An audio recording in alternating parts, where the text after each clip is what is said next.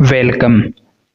आज के इस लेक्चर में हम डिस्कस करने जा रहे हैं सॉफ्टवेयर। आपको अवगत करवा दूं कि जो हमारी कंप्लीट कंप्यूटर की जो सीरीज चल रही है उसमें आज का जो हमारा कंप्लीट ये टॉपिक रहने वाला है, कंप्लीट ये जो क्लास रहने वाली है वो डिपेंड रहेगी सॉफ्टवेयर पर कि सॉफ्टवेयर क्या होता है, उसके बारे में इसकी जो डिटेल्स हैं, इसके टाइप्स हैं और उनको भी बहुत ही शानदार तरीके से यहाँ पर समझाया गया है।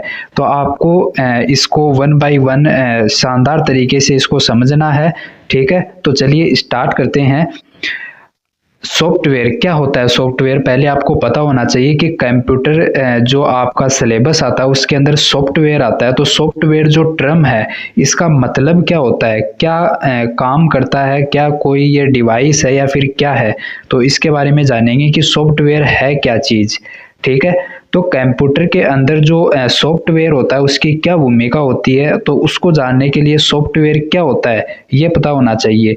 तो यह निर्देशों जो आपके डायरेक्शन होते हैं उसके बारे में बता रहा है, प्रोग्राम। ठीक है, और जो क्रियाएं हैं, एक्शंस है, उनका एक समूह है। तो सॉफ्टवेयर क्या है? निर्देशों, जो डायरेक्शंस है, प्रोग्राम्स हैं और जो एक्शंस हैं उनका क्या है, एक ग्रुप है ये जो कंप्यूटर को सूचना प्रोसेस होने का निर्देश देता है। ठीक है, क्या करता है कि ये जो आपके पास इंफॉर्मेशन आई है उस इंफॉर्मेशन को प्रोसेस होने का जो इसको निर्देश देता है, इसको जो ऑर्डर देता है एक तरीके से, वो कौन देता है? सॉफ्टवेयर देता है। ठीक है, तो कंप्यूटर के विभिन्न कार्यों को नियंत्रित करता है, इम्पोर्टेंट है, और विभिन्न हार्डवेयर के बीच तालमेल एवं कार्य को संपादित करता है। मतलब उसको ये बोल सकते हैं एक तरीके से उसको चलाता है। ठीक है, तो मेन जो सॉफ्टवेयर है उसका कार्य क्या है?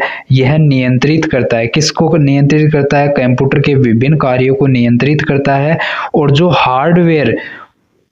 हार्डवेयर है उसके साथ में कंप्यूटर है उसमें जो तालमेल का कार्य करता है। ठीक है, वो कौन करता है? आपका सॉफ्टवेयर करता है। तो सीधी लैंग्वेज में यहाँ पर डेफिनेशन इसकी बोलें कि सॉफ्टवेयर एक्चुअल में होता क्या है, तो software is a set of programs that controls the working of a computer. ठीक है, तो ये इसकी डेफिनेशन हो गई। सॉफ्टवेयर इज इंटेंजिबल है। ठीक है, मतलब कैन नॉट बी टच्ड, यानी आप इसे नहीं कर सकते, टच नहीं कर सकते, इसलिए सॉफ्टवेयर होता है। और हार्डवेयर होता है, जो हार्डवेयर होता है उसको तो आप क्या कर सकते हो? टच कर सकते हो। यानी जिसे नॉर्मली जो डेफिनेशन हमने बताई है कि जो हार्डवेयर होता है और जो सॉफ्टवेयर होता है उनमें मेन डिफरेंस क्या होता है कि सॉफ्टवेयर जो हार्डवेयर होते हैं उनको आप छू सकते हो और सॉफ्टवेयर है उनको आप छू नहीं सकते। और बाकी जो स्टैंडर्ड डेफिनेशन है वो आपके सामने ये आती है। ठीक है, तो आप इसे क्या नहीं कर सकते? छू नहीं सकते सॉफ्टवेयर को। It is written in programming language. ये किस में लिखे होते हैं? जो प्रोग्रामिंग लैंग्वेज हमने डिस्कस की है उनमें इनको कंप्लीट रिटर्न किया जाता है। ठीक है, उसके बाद में आता है it controls the hardware of a computer. ये क्या करते हैं? कंट्रोल। किसको कंट्रोल करते हैं? जो हार्डवेयर होते हैं उसको कंट्रोल करते हैं कौन? सॉफ्टवेयर। ठीक है, सॉफ्टवेयर के जरिए वो कंट्रोल होते हैं। Hardware can't function without software, यानी जो हार्डवेयर है वो सॉफ्टवेयर के बिना काम नहीं कर सकते हैं। ठीक है, तो ये जो फैक्ट है वो चीज़ें आपको याद रखनी है। तो पता चल गया होगा कि सॉफ्टवेयर है क्या चीज़।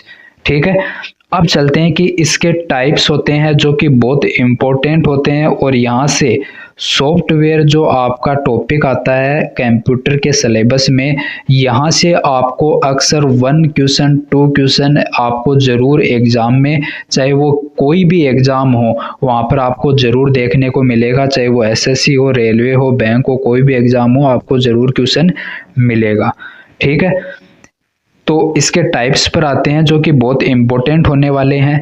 पहला आता है इसमें आपका सिस्टम सॉफ्टवेयर, दूसरा आता है एप्लीकेशन सॉफ्टवेयर। मेनली कभी कभी ये बताया जाता है आपको, अलग अलग गाइड होती है वहाँ पर आपको मिल जाएगा कि ये 2 प्रकार के भी डिवाइड किए जाते हैं। ठीक है, 3 प्रकार से भी डिवाइड किए जाते हैं। और अलग तरीके से भी इसको डिफाइन किया जाता है, लेकिन हम जो जनरल वे के अंदर यहाँ पर लेकर चल रहे हैं वो 3 तरीके से इसको डिवाइड कर रहे हैं, सिस्टम सॉफ्टवेयर, एप्लीकेशन सॉफ्टवेयर और यूटिलिटी सॉफ्टवेयर। ठीक है, तो पहला यहाँ पर नॉर्मल डिस्कस करने जा रहे हैं सिस्टम सॉफ्टवेयर। पहले इनके बारे में थोड़ा थोड़ा जानेंगे, उसके बाद में जो कुछ बचेगा डिटेल से उसको डिफाइन करेंगे। तो आपके सामने आता है सिस्टम सॉफ्टवेयर। ठीक है, पहला क्या आता है? System software. इसके बिना कंप्यूटर काम ही नहीं कर सकता। ठीक है, यानी सिस्टम सॉफ्टवेयर है ये कंप्यूटर के अंदर होना कंपलसरी है, क्योंकि इसके बिना क्या नहीं करेगा? कंप्यूटर वो वर्क नहीं करेगा। ठीक है, यूजर एप्लीकेशन सॉफ्टवेयर के बीच ब्रिज का काम करता है, यानी जो यूजर होता है जो कंप्यूटर उपयोग कर रहा है, ठीक है, और जो एप्लीकेशन सॉफ्टवेयर है, ठीक है, जो एप्लीकेशन सॉफ्टवेयर यानी जो एप्लीकेशन है और जो यूजर है उनके बीच में जो काम करता है वो कौन करता है? आपका सिस्टम सॉफ्टवेयर करता है। इसलिए इसको इनका ब्रिज बताया गया है कि इनका ब्रिज कौन होता है? सिस्टम सॉफ्टवेयर होता है। ठीक है, सिस्टम को नियंत्रित और व्यवस्थित करने का जो मेन कार्य होता है वो सिस्टम सॉफ्टवेयर का होता है। अब जो सिस्टम सॉफ्टवेयर है वो कुछ आपको यहाँ पर दिए गए हैं, जैसे विंडोज, जो आपके कंप्यूटर के अंदर जो विंडोज आते हैं, MS DOS, ठीक है, यूनिक्स, जेनिक्स, iOS, एंड्रॉयड, लाइनक्स, ठीक है, ये आपके जो सॉफ्टवेयर आते हैं ये सिस्टम सॉफ्टवेयर कहलाते हैं। जैसे आपके कंप्यूटर है उसमें कौन सा विंडो है, ठीक है, तो जैसे विंडो आपके कंप्यूटर में मान लिया विंडो 10 है, ठीक है, तो ये विंडो है, तो ये इसके बिना चल पाना जो कंप्यूटर है उसका संभव नहीं है। ठीक है, जैसे आपका फ़ोन है तो फ़ोन जो आईफोन है उसके लिए आपका क्या होगा? iOS हो जाएगा। ठीक है, एंड्रॉयड नॉर्मल फ़ोन आते हैं उनके लिए एंड्रॉयड वो क्या होता है? एक सिस्टम सॉफ्टवेयर होता है, जो बोलते हैं ना कि ये एंड्रॉयड मोबाइल है। ठीक है, तो वो एंड्रॉयड क्या चीज़ है? तो वो सिस्टम सॉफ्टवेयर है। ठीक है, जिसके बिना जो मोबाइल है उसका चल पाना संभव नहीं है। ठीक है, आगे नेक्स्ट हमारे पास आता है 2 नंबर एप्लीकेशन सॉफ्टवेयर। क्या होता है एप्लीकेशन सॉफ्टवेयर? विशिष्ट कार्यों के लिए तैयार किए जाते हैं। ठीक है, इनके बिना तो देखो चल पाना कंप्यूटर संभव नहीं है, लेकिन ये विशिष्ट कार्यों के लिए तैयार किए जाते हैं। ये सॉफ्टवेयर यूजर की सहायता हेतु बनाए जाते हैं कि वो इनकी हेल्प से बहुत से कार्य कर सकता है, स्वतंत्र नहीं होते, यानी ये आपके किसी न किसी पर डिपेंड होते हैं, जैसे सिस्टम सॉफ्टवेयर या फिर जो अदर सॉफ्टवेयर आते हैं उन पर डिपेंड होकर ये वर्क करते हैं। ठीक है, जैसे MS Word, MS Excel, MS PowerPoint, ठीक है, फोटोशॉप, ये कुछ एग्जाम्पल आपके सामने हैं। अब यहाँ से आपको डायरेक्टली क्वेश्चन पूछा जाता है कि जो आपका यूनिक्स है, ठीक है, वो किस प्रकार का सॉफ्टवेयर है? तो आप बोलोगे कि ये एक सिस्टम सॉफ्टवेयर है, या फिर आपको बोला जाएगा कि निम्न में से बताइए कौन सा एक एप्लीकेशन सॉफ्टवेयर है। ठीक है, तो आपको एग्जाम्पल दिए जाएंगे ये, और आपको बताना होगा कि कौन सा आपका एप्लीकेशन सॉफ्टवेयर है, सिस्टम सॉफ्टवेयर है। तो ये एग्जाम्पल हैं, ये बहुत इम्पोर्टेंट है, इनको आपको याद रखना है। ओके, नेक्स्ट हम आते हैं तो हमारे सामने आता है नेक्स्ट जो इसका टाइप है यूटिलिटी सॉफ्टवेयर। तो कंप्यूटर की गति और क्षमता को बढ़ाता है। ठीक है, यूटिलिटी सॉफ्टवेयर है, इसका क्या कार्य होता है? ये कंप्यूटर के अंदर जो उसकी स्पीड है, उसकी जो कैपेसिटी है उसको बढ़ाने का कार्य करता है। ठीक है, कंप्यूटर के कार्य को संबंधित अशुद्धियां, सुरक्षा प्रदान करना और कार्यों को सरलीकृत करने का काम ये करता है। ठीक है, तो यूटिलिटी सॉफ्टवेयर का क्या काम होता है कि ये अशुद्धियां उनको हटाता है, सुरक्षा प्रदान करता है और कार्यों को सरल बनाने का इसका काम होता है। और इसमें मेन इंपॉर्टेंट आता है कि ये सिक्योरिटी देता है, कंप्यूटर को क्या देता है? सिक्योरिटी देता है। ठीक है, ये जो सॉफ्टवेयर वहाँ पर कंप्यूटर में इंस्टॉल होता है तो वो, ठीक है, आगे डिस्कस करने वाले हैं और ज़्यादा डिटेल इसमें, जैसे एंटीवायरस, फाइल मैनेजर आ गया, इसके अंदर ड्राइवर्स आ गए और इसके अंदर आपके स्कैन डिस्क आ गया। ठीक है, इसके बाद में आपके सामने आता है 1 बाय 1 इनके डिस्कस करने वाले हम। तो उसमें फर्स्ट आपके सामने है सिस्टम सॉफ्टवेयर। ठीक है, तो सिस्टम सॉफ्टवेयर क्या होता है? तो इसको मैनुअली पहले क्या किया जाता है, दो भागों में डिवाइड किया जाता है, एक तो ऑपरेटिंग सिस्टम, एक ट्रांसलेटर, ठीक है। और ये नॉर्मली समझने के लिए, बाकी डिवाइड इसको आगे और हम अलग तरीके से देखेंगे। बाकी इसको समझने के लिए यहाँ पर एक प्रारूप दिया गया है कि ये है कि जो सिस्टम सॉफ्टवेयर है इसको आप ऑपरेटिंग सिस्टम और ट्रांसलेटर के अंदर कन्वर्ट कर सकते हो। ऑपरेटिंग सिस्टम के अंदर दो इंटरफेस आते हैं, ठीक है। कौन कौन से? GUI और CUI, ठीक है। GUI की जो फुल फॉर्म है वो आपको याद रखनी है, बहुत बार एग्जाम में पूछी जाती है इन दोनों की फुल फॉर्म। तो इसका है कैरेक्टर या फिर कमांड भी इसको बोला जाता है, यूजर इंटरफेस। और इसका मतलब होता है, सॉरी यहाँ पर ये मतलब यहाँ पर ये तो इसकी है ग्राफिक यूजर इंटरफेस या टेक्स्ट यूजर इंटरफेस, और ये जो फुल फॉर्म है वो इसकी है कैरेक्टर कमांड यूजर इंटरफेस। इसको करेक्ट करवा दिया जाएगा, ठीक है। इसके बाद में आता है ट्रांसलेटर। इसमें आपके तीन तरह के ट्रांसलेटर आते हैं, कंपाइलर, ठीक है, असेंबलर और इंटरप्रेटर। कुछ इनके बारे में हमने डिस्कस भी किया था, ठीक है। तो आपको पता होना चाहिए कि जो CUI और GUI है वो क्या चीजें, तो ये एक तरह से इंटरफेस देती हैं। तो किस प्रकार से क्या चीजें हैं तो वो समझना है इनको ध्यान से। तो यूजर जो कीबोर्ड से कमांड टाइप करके कंप्यूटर को इंस्ट्रक्शन देता है, यानी जो GUI है, इस इंटरफेस में क्या होता है कि जो कंप्यूटर के अंदर जो यूजर वर्क करता है, ठीक है, यूजर कंप्यूटर के लिए जो वर्क करता है तो वहां पर कीबोर्ड से कमांड देता है, ठीक है। GUI के अंदर जो इंटरफेस आपके पास होता है वहां पर कमांड किस प्रकार से दी जाती है, कीबोर्ड से। जबकि CUI के अंदर कीबोर्ड से और GUI के अंदर क्या किया जाता है, माउस और कीबोर्ड दोनों का यूज किया जाता है, ठीक है। और यहाँ पर क्या किया जाता है कि GUI के अंदर जो आइकन, विंडोज, मिनस, ठीक है, बटन्स का यूज होता है, जबकि इसके अंदर ऐसा नहीं है। इसमें आउटपुट टेक्स्ट फॉर्म में मिलता है, ठीक है। माउस या ग्राफिक्स का यूज यहाँ पर नहीं होता है, ओनली कीबोर्ड का यूज होता है। लेस मेमोरी होती है जबकि इसमें मोर मेमोरी रिक्वायर्ड होती है, ठीक है। स्टोरेज यूज होता है, कमांड याद रखना पड़ता है इसको, ठीक है, जबकि इसको कमांड याद नहीं रखना पड़ता है, ठीक है। इसमें जैसे MS DOS, ठीक है, Unix, Linux, PowerShell, Windows command prompt, ठीक है, ये चीजें इसके अंदर आ जाती हैं। और यहाँ पर क्या होता है, एक चीज विजुअली अट्रैक्टिव और इजी ये होता है, ठीक है, कंपैरेटिवली स्लो, यानी ये जो CUI है इससे ये कंपैरेटिवली क्या होता है, स्लो होता है, इससे ये स्लो होता है, ठीक है। और इसमें कौन आता है, MS विंडो, मैक OS, ठीक है, और एंड्रॉयड आ गया आपका, iOS आ गया, लाइनेक्स आ गया, लाइनेक्स के अंदर आपका उबंटू, ठीक है, और ये आपका कैडोरा, ठीक है, ये भी आपको याद रखना है। लाइनेक्स के अंदर ये उबंटू वाला एक बार क्वेश्चन पूछा गया है रेलवे के अंदर, ठीक है। देन आपके सामने आता है टाइप ऑफ सिस्टम सॉफ्टवेयर। अब जो फर्दर इनको आगे डिवाइड किया जाता है सिस्टम सॉफ्टवेयर को, और उसमें आपके सामने आता है ऑपरेटिंग सिस्टम, OS जिसे बोला जाता है। और इस पर आपका कंप्लीट एक वीडियो आने वाला है, क्योंकि ये ऑपरेटिंग सिस्टम है, यहाँ से बहुत क्वेश्चन बनते हैं और बहुत इंपॉर्टेंट है ये। तो इसका कंप्लीट एक चैप्टर होता है ऑपरेटिंग सिस्टम OS के लिए, जिसके लिए हम नेक्स्ट क्लास में डिस्कस करने वाले हैं, ठीक है। तो फिलहाल समझिए कि ऑपरेटिंग सिस्टम क्या होता है। तो CPU, memory, input output device को मैनेज करता है। क्या करता है ये, ऑपरेटिंग सिस्टम के तहत जो CPU, memory, input output device होती हैं उनको मैनेज कौन करता है, तो OS करता है, ऑपरेटिंग सिस्टम करता है।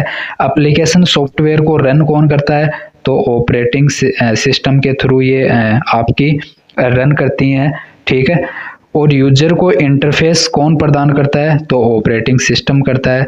OS हमेशा बूटिंग प्रोसेस के समय लोड होता है, यानी जब आप कंप्यूटर, बूटिंग का मतलब क्या हो गया कि स्टार्ट करना, ठीक है, यानी आप जब कंप्यूटर को स्टार्ट करते हो उसे ही बोलते हैं कि बूटिंग करना, ठीक है। उस समय ही लोड हो जाता है कौन, OS लोड हो जाता है, ठीक है। जैसे ऑपरेटिंग सिस्टम के अंदर आपका विंडोज आ गया, लाइनेक्स आ गया, यूनिक्स आ गया, मैकोस आ गया, एंड्रॉयड आ गया और iOS आ गया, ये इसके ऑपरेटिंग सिस्टम के अंतर्गत आ जाते हैं, जो आपको एग्जाम्पल एक तरह से हैं वो याद रखनी है। देन हम डिस्कस करने वाले हैं कि जो आपका फर्स्ट हमने डिस्कस कर लिया ऑपरेटिंग सिस्टम, नेक्स्ट हमारे पास सेकंड इसमें आता है सिस्टम सॉफ्टवेयर में तो डिवाइस ड्राइवर्स। ठीक है, तो यहाँ पर आपके सामने क्या आता है कि ये जो हार्डवेयर डिवाइसेस हैं को ओएस से कनेक्ट कौन करता है। जो हार्डवेयर डिवाइस होती हैं जैसे माउस है, ठीक है, हार्डवेयर डिवाइस है एक, तो इसको ओएस यानी जो आपका जो ऑपरेटिंग सिस्टम है किसी भी कंप्यूटर के अंदर, तो उसको कनेक्ट कौन करता है। तो कनेक्ट करने के लिए आपके पास ये होता है, ठीक है, ओएस को बताता है कि डिवाइसेस कैसे वर्क करेंगी, उसके बारे में ये अवगत करवाता है। ठीक है, थर्ड हमारे पास आता है लैंग्वेज ट्रांसलेटर। अब क्या होता है कि जैसे जो हमारे पास डाटा आ रहे हैं उसको या फिर ये बोल सकते हो कि जो आपके पास जो डाटा आ रहे हैं उनको किस भाषा में वो आ रहे हैं, तो उसको कन्वर्ट करने के लिए लैंग्वेज ट्रांसलेटर होते हैं। तो ये क्या करते हैं कि सॉफ्टवेयर प्रोग्रामिंग लैंग्वेज को मशीनी लैंग्वेज में कन्वर्ट कौन करता है, जो लैंग्वेज ट्रांसलेटर होते हैं वो इनका काम होता है। और ये 3 तरीके से डिवाइड किए जाते हैं। कंपाइलर ये क्या करता है, पूरा प्रोग्राम एक साथ ट्रांसलेट आपको करना है तो वहाँ पर यूज होता है कंपाइलर। ठीक है, और इंटरप्रेटर कहाँ यूज होता है, लाइन बाय लाइन आपको ट्रांसलेट करना है तो आप इसका यूज करोगे। और असेंबलर का यूज कहाँ होगा, यदि आपको असेंबली जो भाषा है लैंग्वेज है उसको ट्रांसलेट करना है मशीनी लैंग्वेज में तो वहां पर ये यूज होगा। ठीक है, विदाउट मतलब ट्रांसलेटर कंप्यूटर प्रोग्राम को समझ नहीं सकता, यानी उसको जो ट्रांसलेटर है उसकी आवश्यकता अवश्य होती है। ठीक है, सिस्टम सॉफ्टवेयर में 3 प्रकार के प्रोग्राम शामिल हैं। ठीक है, कौन से प्रोग्राम है उसको अभी देख रहे हैं। तो इसमें सिस्टम सॉफ्टवेयर के अंदर हमने टाइप डिस्कस कर लिया। अब इसमें कुछ 3 प्रोग्राम डिसाइड किए जाते हैं जो कि मतलब एक तरह से इनके जो सिस्टम सॉफ्टवेयर है उसके मैनेज से संबंधित है। तो पहला आता है सिस्टम मैनेजमेंट प्रोग्राम। ये कंप्यूटर में हार्डवेयर और जो आपका सॉफ्टवेयर है और डाटा रिसोर्सेज को कंट्रोल करता है। ठीक है, तो सिस्टम मैनेजमेंट प्रोग्राम का क्या फर्क होता है, मैनेजमेंट से आपको पता चल रहा होगा कि ये मैनेजमेंट करेगा किसमें, हार्डवेयर सॉफ्टवेयर और डाटा रिसोर्स को कंट्रोल करके। ठीक है, और जो DBMS OS इसमें शामिल किया जाता है। DBMS क्या है, डाटाबेस आपका क्या हो गया, मैनेजमेंट सिस्टम हो गया। ठीक है, तो इसको क्या करता है, ये कंट्रोल करता है। और उसके बाद में मतलब इसको इसमें शामिल किया जाता है DBMS OS को। System support program. ठीक है, नेक्स्ट यहाँ पर कंप्यूटर सिस्टम की सपोर्ट सर्विसेज में यूटिलिटी प्रोग्राम, सिक्योरिटी मॉनिटर्स और परफॉर्मेंस मॉनिटर को शामिल किया जाता है। जो सिस्टम सपोर्ट के लिए आपके प्रोग्राम होते हैं उनमें ये चीज़ें आप देख सकते हो। ठीक है, देन हमारे पास आता है सिस्टम डेवलपमेंट प्रोग्राम। यूजर और सिस्टम डेवलपर को डिजाइनिंग व बिल्डिंग सिस्टम में मदद करते हैं। इसमें लैंग्वेज ट्रांसलेटर यूज होते हैं। ठीक है, जैसे आपको सिस्टम डेवलप करना है तो वो किस प्रकार से डेवलप करते हैं। ठीक है, जो सिस्टम बनाए जाते हैं उनके लिए डिजाइनिंग और जो बिल्डिंग है उसका काम करने के लिए आपका ये प्रोग्राम है वो हेल्प करता है। और यहाँ पर जो यूज होता है वो लैंग्वेज ट्रांसलेटर यूज होता है। ठीक है, इसके साथ में आपको ये 2 चीजें और याद रखनी है कि जो C लैंग्वेज है इसका आविष्कार 1972 में डेनिस रिची ने किया था। और जो जावा लैंग्वेज है इनका 1995 के अंदर जेम्स गोसलिंग ने किया था आविष्कार। तो ये भी कभी कभी आपके एग्जाम में क्वेश्चन बन जाता है। नेक्स्ट हमारे पास आता है तो वो आता है एप्लीकेशन सॉफ्टवेयर। ठीक है, तो सिस्टम सॉफ्टवेयर के बारे में हमने डिस्कस कर लिया। देन हमारे पास आता है एप्लीकेशन सॉफ्टवेयर। क्या होता है एप्लीकेशन सॉफ्टवेयर, तो application software helps users perform specific task easily and efficiently. ठीक है, तो इसका मतलब क्या हुआ कि जो एप्लीकेशन सॉफ्टवेयर है वो किस में आपकी हेल्प करेगा, तो वो करेगा कि जो यूजर जो परफॉर्मेंस है उसमें स्पेसिफिक टास्क के लिए क्या करता है, ये आपका बनाया जाता है एप्लीकेशन सॉफ्टवेयर। जो यूजर के लिए एक तरह से विशिष्ट जो कार्य होते हैं उनको करने के लिए आपका एप्लीकेशन सॉफ्टवेयर है वो एक तरह से आसान होता है और एफिशिएंटली वर्क करता है। ठीक है, ये यूजर ओरिएंटेड होता है। ठीक है, इसको यूजर मतलब काम में लेता है, एक तरह से ये बोल सकते हैं काम करता है इसके थ्रू। तो डायरेक्टली यूजर यूज करता है। सिस्टम सॉफ्टवेयर पर डिपेंड ये होता है, ये मतलब ये है कि यहाँ पर जो एप्लीकेशन सॉफ्टवेयर है सिस्टम सॉफ्टवेयर के बिना रन नहीं होगा, ठीक है। नो कंट्रोल हार्डवेयर, ये कोई ऐसा नहीं है कि किसी हार्डवेयर को कंट्रोल करता है, किसी हार्डवेयर को कंट्रोल नहीं करता है। ये इजी इंटरफेस होता है, जो कि किस पर बेस होता है, GUI पर बेस होता है, ग्राफिक यूजर इंटरफेस पर। ज़रूरत ना हो तो डिलीट कर सकते हैं और आवश्यकता अनुसार इसका उपयोग कर सकते हैं, ठीक है। अब यहाँ पर कुछ इसको नॉर्मली मतलब ये बोल सकते हैं कि क्लासीफाई कर दिया गया कि जनरल पर्पज़ के लिए आपके MS वर्ड, MS एक्सेल, जो भी MS ऑफिस है वो आपके कंप्लीट इसमें आ जाएंगे। नोटपैड आ जाएगा, गूगल डॉक्यूमेंट्स वाला आ जाएगा। स्पेसिफिक के लिए टेली, पायरोल सॉफ्टवेयर, ठीक है, जो कि सैलरी कैलकुलेट के लिए यूज किया जाता है, और बिलिंग सॉफ्टवेयर के लिए, ठीक है। उसके बाद में कस्टमाइज्ड जो आपके एप्लीकेशन सॉफ्टवेयर होते हैं, जैसे बैंकिंग में जो यूज किए जाते हैं सॉफ्टवेयर, हॉस्पिटल मैनेजमेंट में, ऑनलाइन एग्ज़ाम जो आपके लगती है वहाँ पर जो सॉफ्टवेयर जिसके थ्रू एग्ज़ाम कंडक्ट करवाई जाती है तो उनमें एप्लीकेशन सॉफ्टवेयर होता है। मल्टीमीडिया में VLC media player, adobe Photoshop, Windows media player, इनमें आपका मल्टीमीडिया में ये आते हैं एप्लीकेशन सॉफ्टवेयर में। एजुकेशनल में जैसे बायजूस है, अनअकैडमी है, ऐसे जो भी आपकी ये आप बोलते हो कि ये ऐप है, एप्लीकेशन है, तो ये एप्लीकेशन सॉफ्टवेयर जो इनका होता है वो आपका ये एप्लीकेशन सॉफ्टवेयर के अंतर्गत आता है, ठीक है। वेब ब्राउज़र में गूगल क्रोम, फायरफॉक्स, ठीक है, इंटरनेट एक्सप्लोरर, ओपेरा मनी और सफारी, जो कि एप्पल का आपका क्या है, एक एप्लीकेशन सॉफ्टवेयर है, ठीक है। तो ये चीज़ें आपको याद रखनी है कि कौन एप्लीकेशन सॉफ्टवेयर है, कौन सिस्टम सॉफ्टवेयर है, ठीक है। अब इनको आगे दो तरीके से हम देख सकते हैं कि एक तो ओपन सोर्स और एक क्लोज सोर्स के अंदर। ओपन सोर्स के अंदर क्या आता है, ठीक है, ये आपका जिम्प आ गया, पाइथन आ गया, GNU आ गया, लाइनक्स आ गया, गूगल क्रोम आ गया, मोज़िला फायरफॉक्स आ गया, ठीक है। और यहाँ पर क्लोज सोर्स के अंदर एडोब रीडर आ गया, MS ऑफिस आ गया, MS विंडो आ गया, फोटोशॉप आ गया। अब आपको यहाँ पर यहाँ से भी क्वेश्चन बनता है, क्या बनता है कि बताइए कि निम्न में से ओपन सोर्स एप्लीकेशन सॉफ्टवेयर कौन सा, एग्जाम्पल दे दिया जाएगा गूगल क्रोम, तो आपको बताना होगा कि कौन सा, क्या यहाँ से आपको एग्जाम्पल चूज किए जाएंगे और आपको बताना होगा कि कौन सा ओपन सोर्स है। ज़्यादातर ओपन सोर्स पूछे जाते हैं, तो आपको ये चीज़ें ध्यान रखनी है, ठीक है। 2-3 बार आपको रीड डाउन कर लेना है इनको। इसके बाद में आता है यूटिलिटी सॉफ्टवेयर, ठीक है। यूटिलिटी सॉफ्टवेयर है, इसमें क्या होता है, तो ये मेन इसमें आपका आता है सिक्योरिटी से संबंधित, ठीक है। तो क्या होता है, देखो, कंप्यूटर सिस्टम की देखभाल, मेंटेनेंस, सुरक्षा, सिक्योरिटी और सही कार्य क्षमता, परफॉर्मेंस बनाए रखने हेतु किसका उपयोग किया जाता है, यूटिलिटी सॉफ्टवेयर क्या किया जाता है, बैकग्राउंड में काम करता है। यूजर सीधे उपयोग बहुत कम करता है इसका, ठीक है। ये अधिकतर सिस्टम सॉफ्टवेयर के साथ आता है, वह कुछ इसे हम अलग से भी इंस्टॉल कर सकते हैं, ठीक है।